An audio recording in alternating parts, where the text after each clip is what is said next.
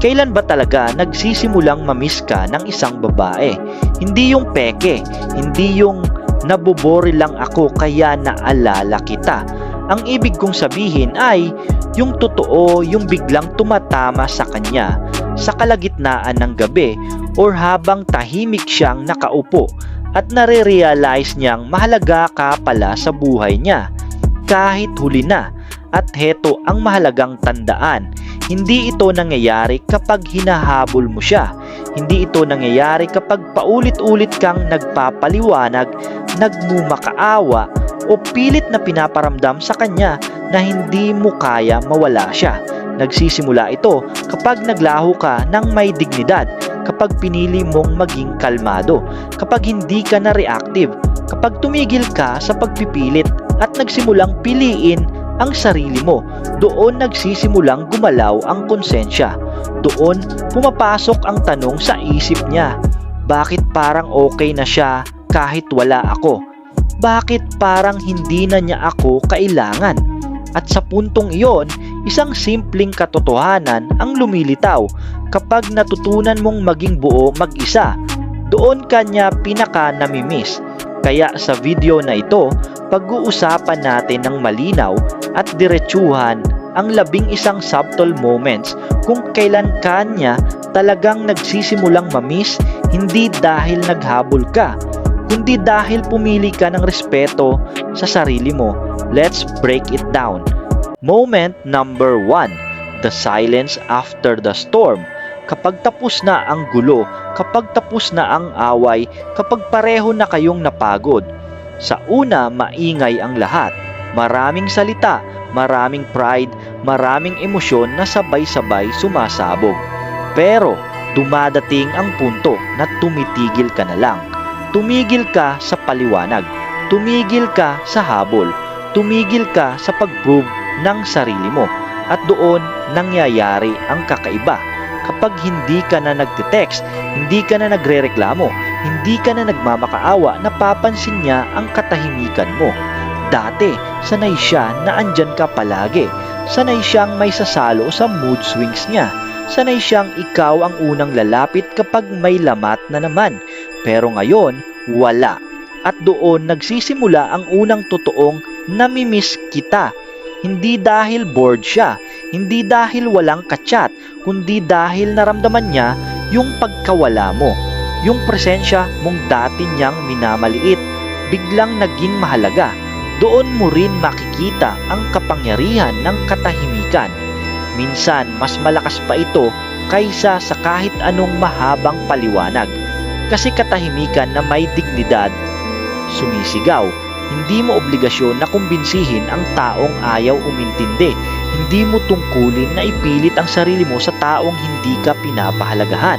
Kapayapaan mo paghabol, paggalang mo sa sarili, paghihingi ng validation, at sa huli, ito ang realization. Hindi mo kailangang patunayan ang halaga mo. Lumayo ka lang ng may respeto sa sarili at unti-unti mararamdaman niya kung ano talaga ang nawala. Moment number 2, when her routine feels empty. Hindi niya agad marere-realize sa malalaking bagay, hindi sa dramatic na eksena.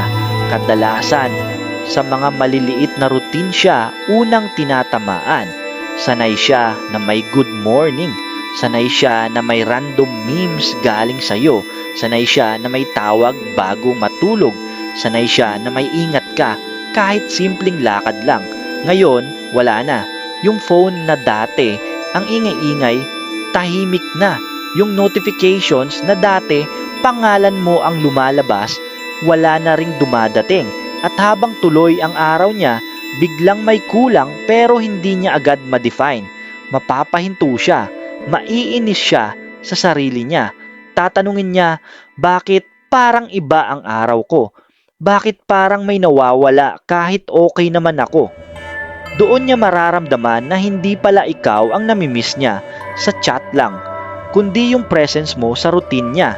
Ikaw yung naging background music ng araw niya, hindi halatang mahalaga habang andyan, pero ramdam ang katahimikan kapag nawala. You were. Stability niya, safety net ng emosyon niya, comfort na alam niyang andyan ka lang. At kapag nawala yon, hindi agad sakit ang mararamdaman niya kundi emptiness. Hindi ito drama, ito ay reality. Kapag nasanay ang puso sa presensya mo, napapansin niya ang bigat kapag wala ka na. At ito ang mahalagang bahagi. Hindi ka naglaho para magpaawa. Hindi ka natahimik para gantihan siya. Tahimik ka dahil pinili mong respetuhin ang sarili mo. Stoic lesson. Ang katahimikan mo ay disiplina, hindi paghihiganti. Hindi mo responsibilidad punuin ang routine ng isang taong pinakawalan ka.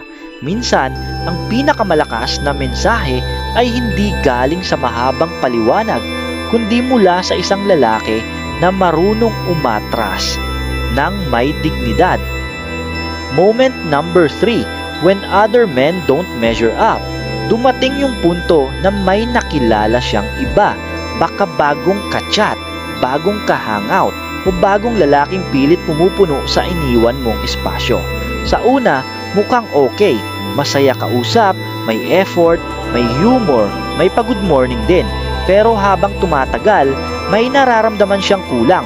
Oo, present siya, pero walang depth. Oo, sweet siya, pero wala yung emotional safety na meron sa'yo. Oo, masiyahin siya, pero wala yung calm presence na nagbibigay ng katahimikan sa kanya. Hindi niya man aminin, nagsisimula ang comparison sa isip niya. Hindi niya gustong ikumpara, hindi niya sinasadya, pero kusa itong lumalabas. Bakit ganon? Bakit kahit may kausap siya, ngayon, iba pa rin yung pakiramdam nung kasama kanya noon? Kasi ang totoo, may mga bagay na hindi kayang gayahin. Yung paraan mong makinig, yung pananalig mo sa sarili mo, yung hindi ka reactive. Kahit mainit na ang sitwasyon, yung tahimik na kumpiyansa, hindi maangas, hindi nagyayabang. Your essence cannot be copied. Hindi ito tungkol sa pagiging mas gwapo o mas may kaya. Ito'y tungkol sa lalim ng pagkatao na hinubog ng disiplina, sakit at growth. At doon niya mauunawaan, may maraming lalaking pwedeng makilala, pero kakaunti lang ang kayang magbigay ng kapayapaan sa presensya pa lang. Stoic message. Hindi mo kailangang makipagkumpetensya. Hindi mo kailangang patunayan na mas magaling ka. Hindi mo kailangang habulin para ipakitang ikaw ang piliin. Just be a good man na marunong rumispeto sa sarili na may paninindigan na hindi natitinag ng validation ng kahit sino. Kapag tunay kang nagbago at tumayo sa dignidad mo, ang comparison ay kusa at hindi mo na kailangang magsalita. Sa huli, maiintindihan niya, hindi lahat ng lalaki kayang palitan ka. Moment number 4, the mirror moment. Isang araw, simple lang ang nangyari. Nasa harap siya ng salamin. Walang drama, walang music, walang cinematic lighting, ordinaryong araw lang. Pero habang nakatingin siya sa sarili niya, bigla siyang natigilan. Naalala niya kung sino siya noong kasama ka niya. Naalala niya kung gaano siya kalambing noon, kung gaano siya kakalma kapag kausap ka, kung paano siya naging softer, kinder, grounded, hindi perfect, pero mas buo. At doon niya napansin ang pagbabago. Ngayon, mas mabilis siyang mapikon, mas guarded, mas pagod, mas defensive, mas parang laging may pananggalang. Hindi lang ikaw ang hinahanap niya. Hinahanap niya yung sarili niya noong kasama ka niya. Yung version niya na marunong tumawa ng totoo. Yung babaeng hindi laging in alert mode. Yung may sense of safety kahit tahimik lang kayo. Kaya minsan, akala natin namimiss ka lang niya bilang tao. Pero madalas, namimiss niya yung sarili niyang nagiging siya kapag kasama ka. At yun ang mas malalim. Hindi ito simpleng attachment. Hindi lang ito tungkol sa mahal pa ba kita o hindi. Ito ay tungkol sa identity.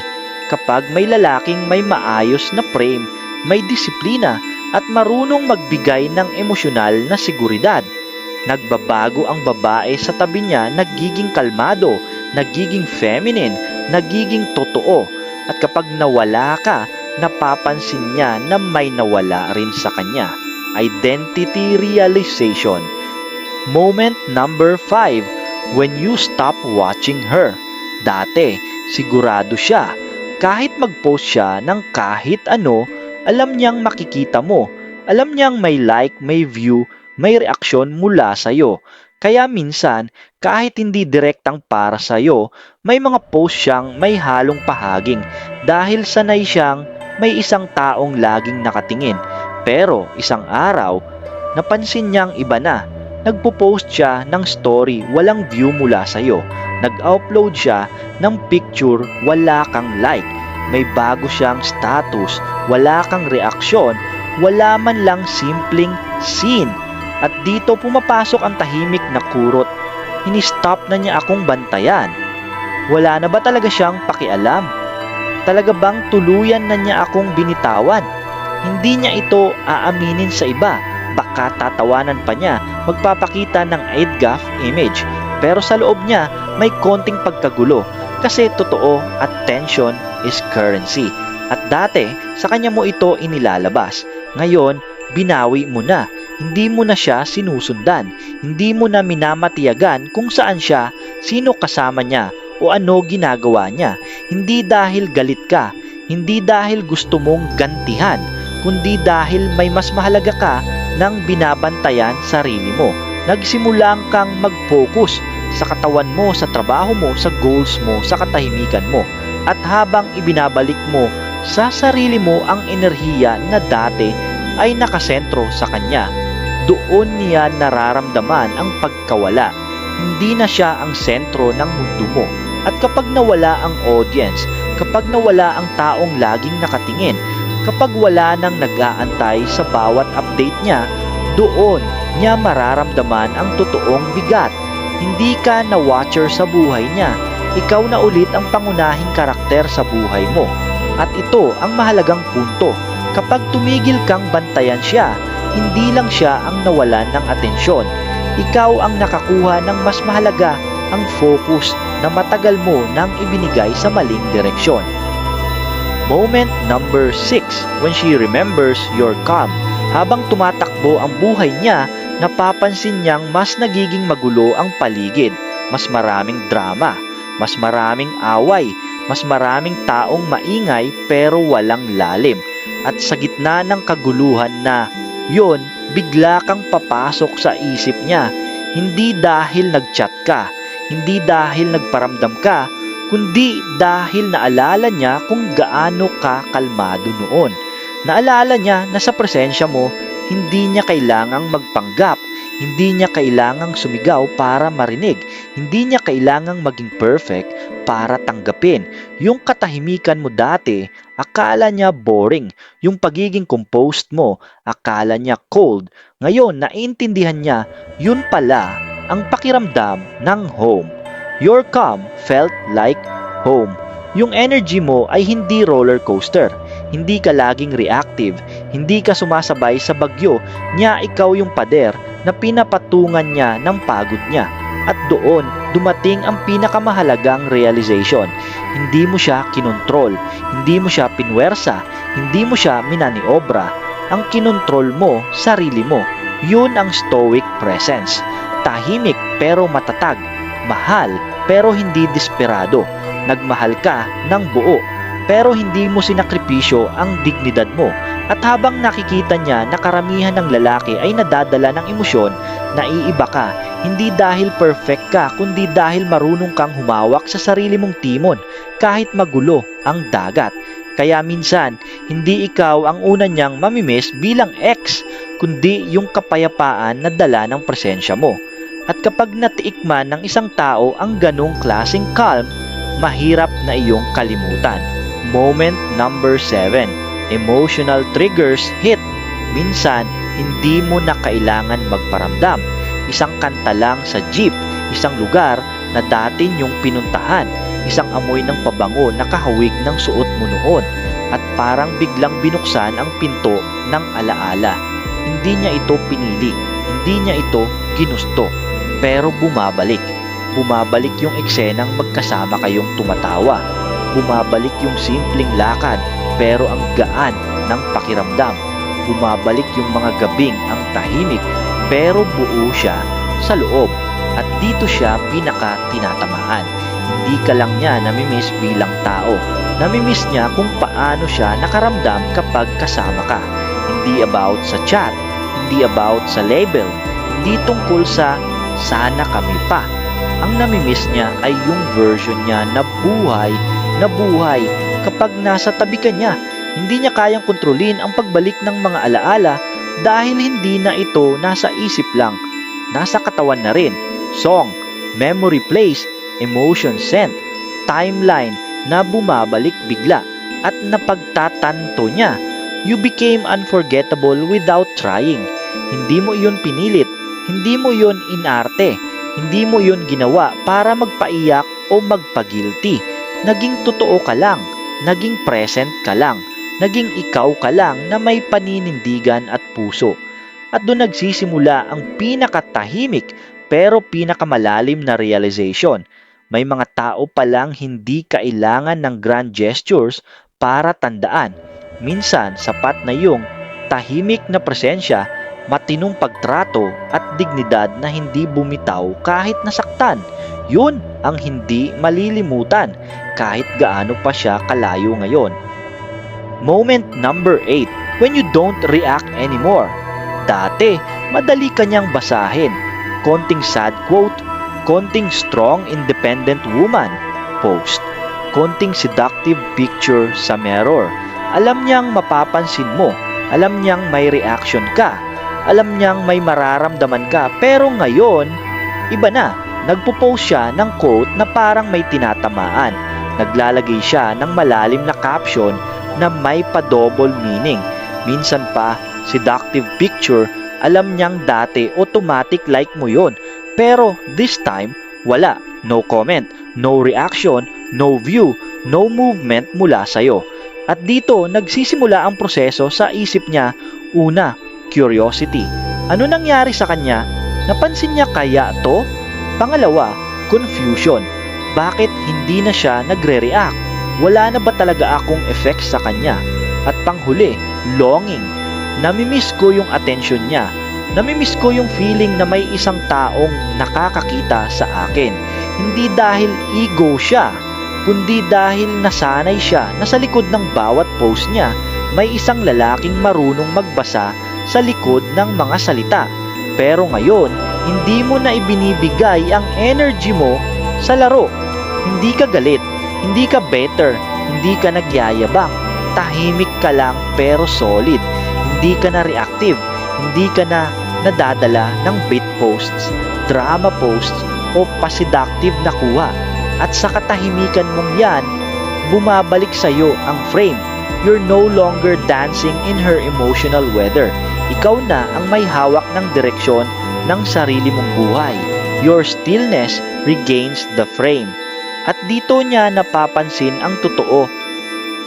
Moment number 9. Kapag hindi na ikaw ang unang gumagawa ng hakbang, darating sa punto na mapapansin niya. Hindi na ikaw ang unang nagme-message. Hindi na ikaw ang nag-aayang mag-usap. Hindi na ikaw ang nagsiset ng plano. At doon, nagsisimula ang realisasyon. Noon, sanay siya na ikaw ang laging nandyan. Kapag siya ay nalulungkot, ikaw. Kapag siya ay naiinis, ikaw. Kapag walang magawa, ikaw pa rin. Pero ngayon, tahimik ka. Hindi ka na nagbubukas ng usapan. Hindi ka na nagsisend ng kumusta ka. At hindi mo na binabasag ang distansya para lang mapunan ang awkward na espasyo sa pagitan ninyong dalawa. At dito, niya unang mararamdaman ang tanong na dati ay hindi pumapasok sa isip niya. Bakit hindi na siya nauuna? May iba na ba siyang kausap? Baka nagsawa na siya sa akin. Hindi dahil desperado siya, kundi dahil nasanay siya sa presensya mo at ngayon ay wala na iyon. Ito ang hindi niya inaasahan. Hindi ka sumigaw, hindi ka naghabol, hindi ka nagdrama. Tahimik ka lang pero ramdam. At sa pananahimik mong iyon, may mensaheng mas malakas pa sa kahit anong paliwanag. Hindi na ako lalapit sa hindi marunong lumapit pabalik. Iyan ang stoic calm. Hindi ka nagmamakaawa, hindi ka naglalaro, hindi ka rin nagpapakipot, pinipili mo lang ang sarili mo. At habang patuloy siyang nag-iisip kung bakit biglang nagbago ang pattern, doon nagsisimula ang pangungulila. Hindi dahil iniwan mo siya, kundi dahil hindi na ikaw ang sumasalo sa kanya sa tuwing napapabayaan niya ang sarili niyang emosyon. At sa puntong ito, isang bagay ang malinaw, hindi na ikaw ang umiikot sa kanya. Ikaw na ngayon ang may sariling mundo. At oo, doon ka nagsisimulang hanapin. Moment number 10. Kapag nakikita niyang umaangat ka nang wala siya, ito ang moment na hindi niya inaasahan, yung makita ka na hindi bumagsak matapos siyang mawala. Nakikita ka niyang mas tahimik, mas kalmado, mas disiplinado, mas nakatuon sa sarili mo. Nagwo-workout ka, may bagong hobbies ka, mas focused ka sa goals mo. Mas gumaganda ang itsura at aura mo, hindi dahil gusto mong patunayan ang kahit kanino, kundi dahil tuluyan mo nang pinili ang sarili mo. At dito niya nararamdaman ang kirot. Ginagawa niya lahat ng yan ngayon na wala na ako. Pero ang katotohanan, hindi mo yun ginagawa para ipamukha sa kanya. Ginagawa mo yun kasi sa wakas, wala ka nang hinahabol, wala ka nang piniplis, wala ka nang sinusubukang patunayan sa kahit sino. At sa bawat araw na umaangat ka, sa bawat ngiting hindi na siya ang dahilan, sa bawat tagumpay na hindi na siya kasama, doon niya nare-realize, hindi ka na umaasa sa kanya para maging buo. At ang isang lalaking hindi nakatali sa validation ng kahit sino, nakakamiss, hindi dahil kailangan kanya, kundi dahil ngayon lang niya nakita ang buong halaga mo nang wala ka sa tabi niya. At mas masakit dito, alam niyang hindi mo na kailangang bumalik para maging masaya. Moment number 11. Kapag tanggap mo na kahit bumalik siya o hindi, ito na ang pinakamalalim na punto. Hindi na tungkol sa kanya, hindi na tungkol sa kung namimiss ka ba niya o hindi. Tungkol na ito sa iyo. Dumating ka sa stage na wala ka ng galit, wala ka ng hinanakit, wala ka ng tanong, wala ka ng expectation.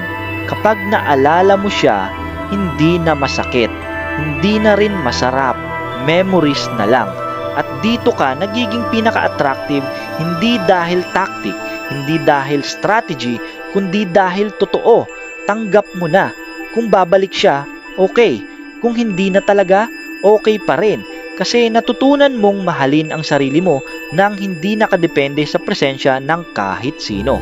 At ironically, ito rin mismo ang sandaling pinakamararamdaman niya, ang pagkawala mo.